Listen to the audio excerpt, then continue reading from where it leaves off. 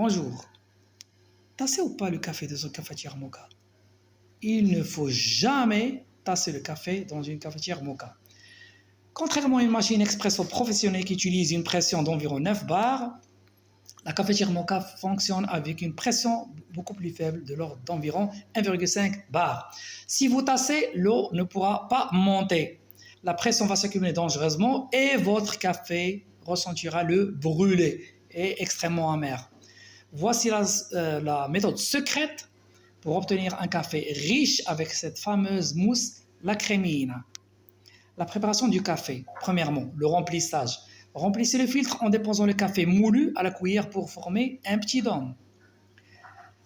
Après, arrasez délicatement, donnez des petits coups sur le côté de l'entonnoir pour que le café se répartisse uniformément, puis passez le dos d'un couteau pour enlever l'excédent.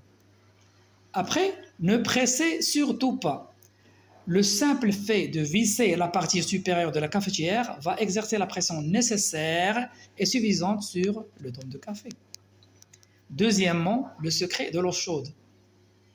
L'erreur classique est de mettre de l'eau froide dans le réservoir. Il faut utiliser de l'eau chaude, presque bouillante, dans la base. Pourquoi? Cela réduit le temps de chauffe sur la plaque ou sur feu.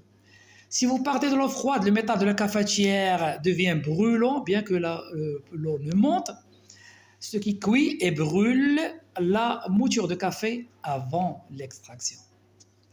Troisièmement, l'astuce pour la mousse, la crémine.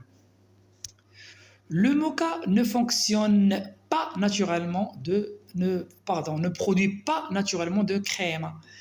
Comme un expresso. Pour en avoir une, voici la technique italienne. Premièrement, mettez une cuillère à soupe de sucre dans un petit récipient à part. Deuxièmement, surveillez votre cafetière. Dès que les premières gouttes de café noir très concentré sortent, versez-les sur le sucre. Troisièmement, pendant que le reste de café coule, fouettez énergiquement le mélange sucre-café jusqu'à obtenir une pâte beige, claire et mousseuse.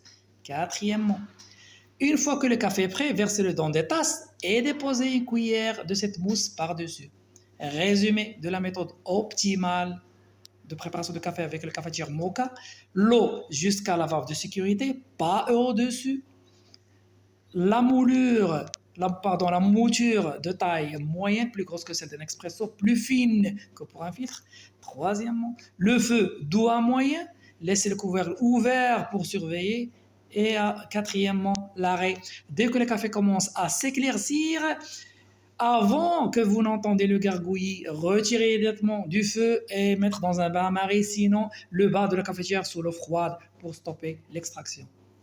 C'est tout pour la préparation du café avec une cafetière moka. C'est la méthode optimale.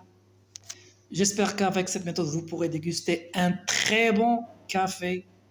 À la prochaine. Ciao.